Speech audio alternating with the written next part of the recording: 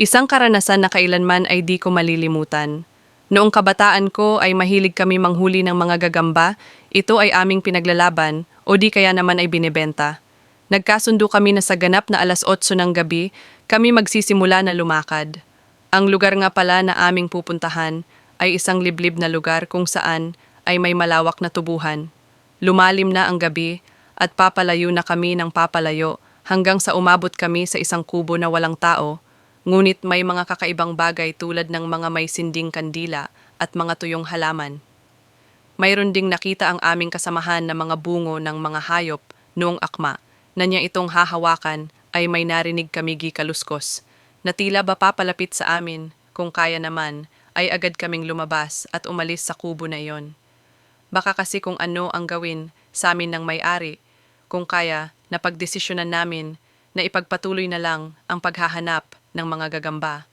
Ang tangi naming dala noon ay mga lampara na ginawa namin gamit ang mga lata ng gatas na nilagyan ng hawakan na alambre at binutasan ng marami para magsilbing pangtanglaw namin sa madilim na daanan.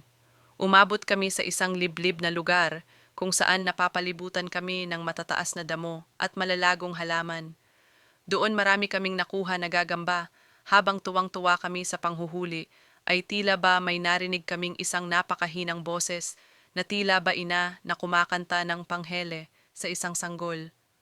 Agad kaming tumahimik upang mas mapakinggan pa namin ito ng mabuti at malaman kung saan ito nanggagaling. At nung makumpirma nga namin na meron nga talaga kaming naririnig, ay nagtaka kami kung bakit sa isang liblib na kagubatan merong mag-ina na tila ba nagpapatulog ng kanyang anak. Kung kaya naman agad kamin kumaripas ng takbo, ngunit para bang mas lalong lumalakas at nagiging tunog galit na ang pag-awit ng ina na para bang hinahabol kami. Tumakbo kami ng tumakbo at hindi na lumilingon dahil sa sobrang takot. Nararamdaman kong tila ba nasa likod lang niya at napakalapit dahil sa sobrang lakas ng pagkanta nito. Sobrang lakas na para bang lumalabas ang tunog sa isang napakalakas na speaker na imposibleng meron sa napakaliblib na gubat. Pinipilit kong hindi lumingon, ngunit di ko napigilan at napasulyap ako sa likuran ko. Hindi ko ito sinabi sa mga kasama ko dahil ayaw ko na magpanik sila. Napakadilim ng paligid, ngunit nasulyapan ko ang isang babae na tila ba lumilipad, hindi ko napansin kung may pakpak ba o wala. Ngunit sinisigurado ko na lumulutang ito dahil sa taas ko ito nakita. Hanggang ngayon, naaalala ko pa din ang itsura nito. Hindi malinaw, ngunit yung takot na binibigay nito sa akin ay hindi maipaliwanag.